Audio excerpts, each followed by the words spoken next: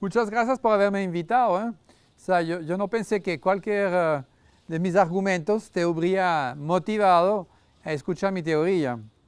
Bueno, ¿de qué trata mi teoría, mis charlas? Es sencillo. Yo tengo 40 años aquí y cada día yo me pregunto por qué no hay superación. ¿Cómo es posible que un país soñado, un país con el mejor clima del mundo, un país con todos los recursos regalados, se hundiera cada día más? ¿Cómo es posible entonces que en 1955 Venezuela fue considerado junto con Suiza, como los dos países del mayor desarrollo socioeconómico del mundo? ¿Cómo es posible que 55 años después los venezolanos apenas tengan para comer?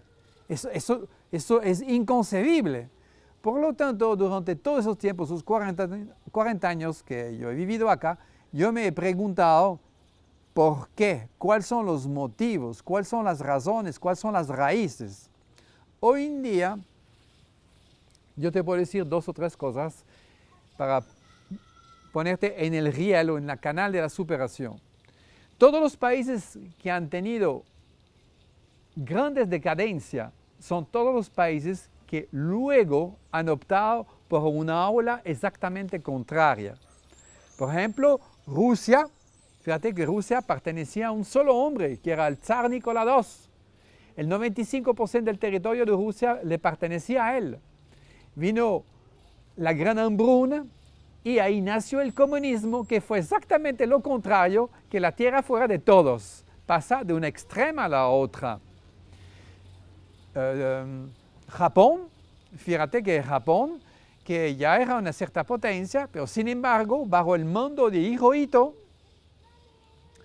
llegaron a provocar o serpillar de la Segunda Guerra Mundial. Por la derrota que ellos sufrieron, ¿qué hicieron? Eliminaron el puesto del emperador, lo dejaron de un lado y nació la democracia japonesa. Mira dónde están. Pero los japoneses tienen muchísimo menos recursos que los venezolanos. Los japoneses no tienen ni siquiera recursos para sobrevivir. Entonces, ¿cuál es la psicología? ¿Cuál es la motivación que hace que un pueblo como los japoneses, 10 años después, desafían a los norteamericanos en su propio campo industrial? Increíble. Son seres como tú y yo. Los suizos tienen 200 años siendo número 1 a nivel de calidad de vida y estabilidad política, monetaria, etc. Los suizos no tienen recursos, pero entonces, ¿qué tienen? Es un mismo metabolismo que el tuyo. Yo soy suizo y no soy más inteligente que tú, solamente tengo otras nociones, otras percepciones. Entonces, todas esas preguntas yo me las he hecho.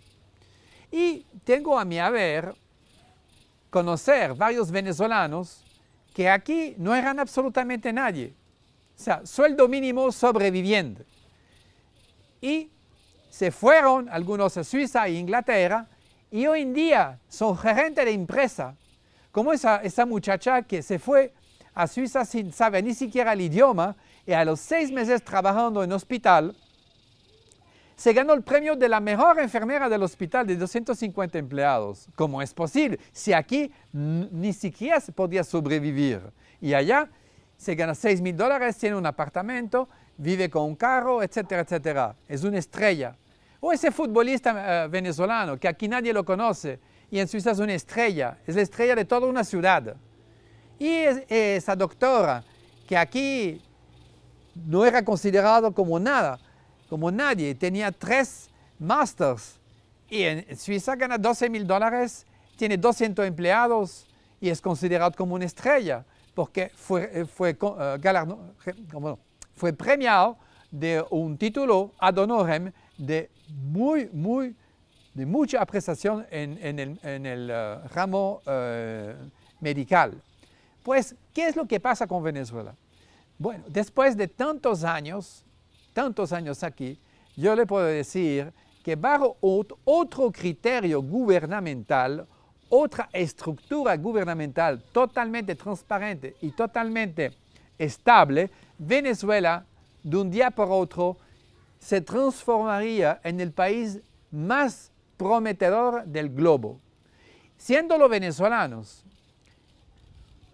sumamente emocionantes y emocionales, si a los 25 millones de venezolanos que hay aquí se les explica cuáles son los cambios que hay que hacer, naciera en una noche, naciera en una semana una nueva confianza que perturbaría tanto cada venezolano que aquí el país se volvería una bomba de tiempo en el sentido constructivo. ¿Qué es lo que hace falta? Entender exactamente los pequeños cambios que hacen grandes progresos en la historia de la humanidad. Yo tomo los ejemplos en mis charlas de Singapur, que era el centro de la decomposición social de toda Asia. En muy poco tiempo Singapur tiene el mejor ingreso por cápita de toda Asia. Los japoneses, como lo he dicho, los norteamericanos vinieron después. La invasión de Norteamérica vino después de Sudamérica. Y los norteamericanos, en 200 años, mire dónde están. 300 millones de habitantes, todo el mundo quiere ir a los Estados Unidos. ¿Por qué? ¿Qué es lo que pasó allí? ¿Cuál es la dinámica? Los franceses, los ingleses, eran apenas 15 millones y llegaron a dominar el mundo entero. Los chilenos hace 40 años venían a Venezuela y ahora todo el mundo quiere ir a Chile porque tiene el mejor índice de superación económica de toda América. No son milagros, son recetas psicológicas de superación. Es lo que yo enseño en mis charlas. Es sumamente fácil. Tú, contrariamente a todo lo que tú puedes saber de ti, tú con todo tu pueblo, ustedes tienen una capacidad de olvido fenomenal porque viven de emociones. Falta solamente una nueva estructura. Esta nueva estructura le permitiría una estabilidad increíble, una transparencia increíble y unas inversiones increíbles también. Todos los recursos están aquí regalados. Falta saber por qué no los han tocado y por qué los van a aprovechar. Con 6 máximo horas de trabajo diario, un venezolano podría ganar 3-4 veces lo que gana un suizo, que son los mejores sueldos del mundo. ¿Por qué? Porque el suizo paga un 40% de impuesto y su sobrevivencia es 20 veces más costoso que la de un venezolano. Entonces, si un suizo trabaja 8 horas y medio, un venezolano con 5 horas al día podría tener un incremento de sueldo mayor al suizo o al noruego. Otro ejemplo, los noruegos, antes de descubrir el petróleo, no eran conocidos. No es un país de mucho poder adquisitivo. Cuando descubrieron el petróleo, ¿qué hicieron? Analizaron los países petroleros con más historia y se dieron cuenta que Venezuela y Nigeria habían cometido exactamente el mismo error.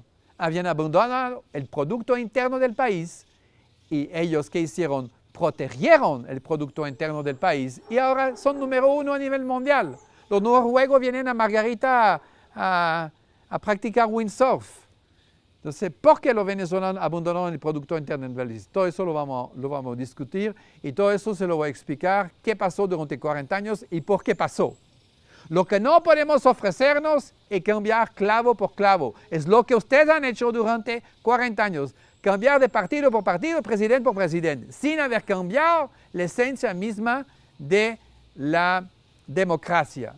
Le voy a enseñar, le explicaré la importancia de los gremios, la importancia de la dinámica global, colectiva. Es muy fácil, es un remedio psicológico. Bueno, cuando tú, que me escuchas ahora, cuando tú viajas a Nueva York, viajas a España, viajas a Alemania, Japón, donde sea. En el acto, tú te das cuenta que hay otra vibra. Pero en el acto tú sientes que todo el mundo tiene su ocupación, que todo el mundo sabe lo que hace, y tú sigues la corriente sin problema. Tú no sientes agresividad, tú sientes que todo está en orden.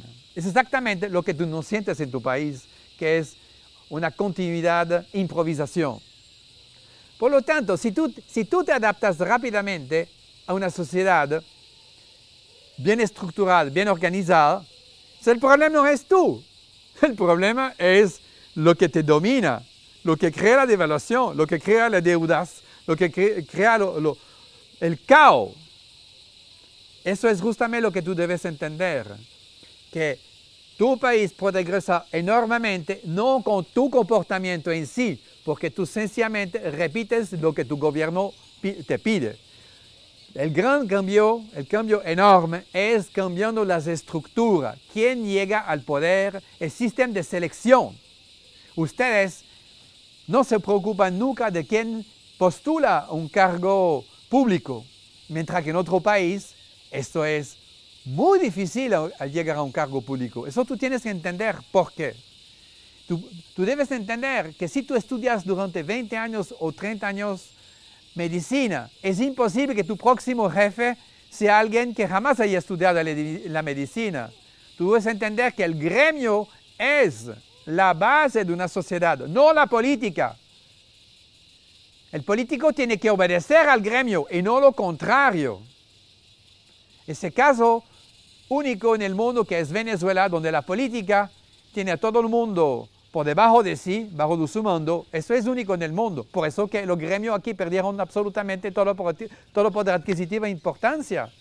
Hace 25 años, el 25% de la población trabajaba en textil y en cuero.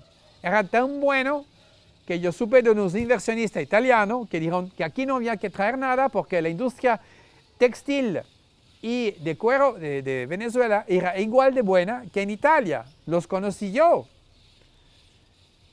Acabaron con el textil, acabaron con el cuero, acabaron con el papel, acabaron con la madera, acabaron con la licra, acabaron con el papel. Antes, cuando usted imprimía en Venezuela, había un surtido de papel de ese grosor, de la diferencia de calidad de papel. Hoy en día no quedó nada, todo es importado. La agricultura. Yo vine a Venezuela gracias al encargado de la hacienda de Rockefeller. Era suizo. Es él que me invitó a venir aquí. Me explicaba cómo aquí se exportaba de todo. ¿Quién acabó con la agricultura? Él es la política. Entonces, lo que se debe cambiar no eres tú. Con tu selección sí, pero sobre todo con tu expectativa de lo que es un gobierno, con tu expectativa de lo que es una democracia, con tu expectativa de lo que es tu trabajo dentro de una sociedad. En un gobierno, el 60% de la asamblea debe salir de los gremios de la agricultura, un 10% del turismo, un 10% de la materia prima de Venezuela, otro 10% de la educación. O sea, los gremios, lo que fabrican el país, lo que aportan al fisco, lo que aportan a la educación, son los que tienen que tener el mando en el país. Ni siquiera el mando, sino la representación. Los políticos de los países nórdicos no tienen poder, no tienen guardaespaldas, para nada, andan con un maletín. No son el blanco de ningún loco. ¿Por qué? Porque no representan poder, son representantes. Entonces tienen que aprender lo que es una democracia representativa, no de caciques, y de caciques como aquí que nunca han sido indios. Imposible. Tú llegas a la política por haber sido seleccionado como un eje o como una representación de X gremio. O sea, aquí yo he visto presidente cerrar empresas productoras ya en los años 80, en los años 90 y en los últimos 10 años.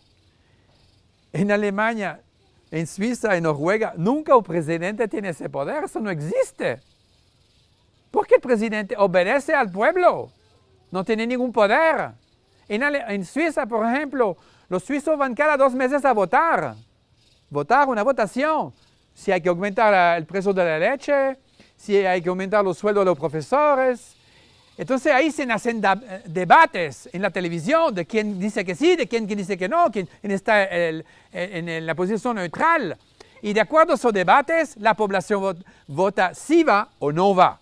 Eso es una sociedad democrática ejemplar, donde la participación de cada ciudadano está en el resultado final. Por eso que los suizos tienen 200 años siendo tan estables, porque nunca hay pelea de partido. Nunca hay alguien apoderado. Todo está en manos de las votaciones. Y aquí es exactamente lo contrario. Los venezolanos votan solamente por si una nueva constitución o por un nuevo presidente. No. Allá sobre cualquier tema es una votación nacional o cantonal, de Estado, ¿no? Miranda, etc. O hasta votaciones de pueblo.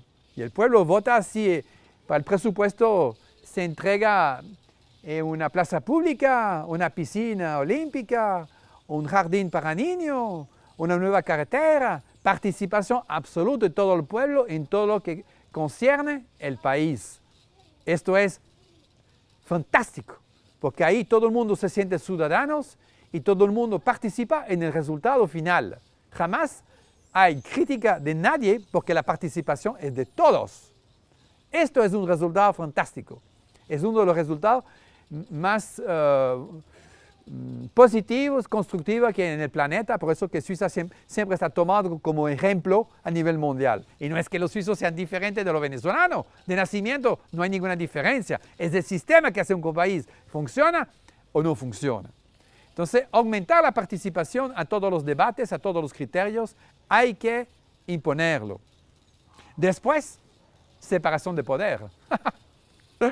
Algo intocable, absolutamente intocable, que es básico, absolutamente básico en la democracia, es separación de poder. Si no hay separación de poder, es dictadura. No hay otra cosa. Las razones, ¿cuáles son las raíces? Hoy en día, yo te puedo decir 2 o 3 cosas para ponerte en el riel o en la canal de la superación. Todos los países que han tenido grandes decadencias son todos los países que luego han optado por una ola exactamente contraria. Por ejemplo, Rusia, fíjate que Rusia pertenecía a un solo hombre, que era el zar Nicolás II. El 95% del territorio de Rusia le pertenecía a él. Vino la gran hambruna y ahí nació el comunismo, que fue exactamente lo contrario, que la tierra fuera de todos. Pasa de una extrema a la otra.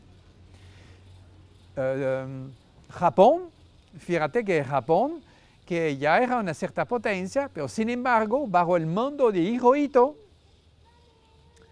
llegaron a provocar o serpillar de la Segunda Guerra Mundial. Por la derrota que ellos cada día más. ¿Cómo es posible entonces que en 1955 Venezuela fue considerado junto con Suiza, como los 2 países del mayor desarrollo socioeconómico del mundo? ¿Cómo es posible que 55 años después los venezolanos apenas tengan para comer? Eso es inconcebible. Por lo tanto, durante todos esos tiempos, esos 40 años que yo he vivido acá, yo me he preguntado ¿por qué? ¿Cuáles son los motivos? Muchas gracias por haberme invitado. O sea, yo no pensé que cualquier de mis argumentos te habría motivado a escuchar mi teoría. Bueno, ¿de qué trata mi teoría, mis charlas? Es sencillo. Yo tengo 40 años aquí y cada día yo me pregunto por qué no hay superación. ¿Cómo es posible que un país soñado, un país con el mejor clima del mundo, un país con todos los recursos regalados, se hundiera? Sufrieron, ¿qué hicieron? Eliminaron el puesto del emperador, lo dejaron de un lado y nació la democracia japonesa. Mira dónde están. Pero los japoneses tienen muchísimo menos recursos que los venezolanos. Los japoneses no tienen ni siquiera recursos para sobrevivir. Entonces, ¿cuál es la psicología? ¿Cuál es la motivación que hace que un pueblo como los japoneses, 10 años después, desafían a los norteamericanos en su propio campo?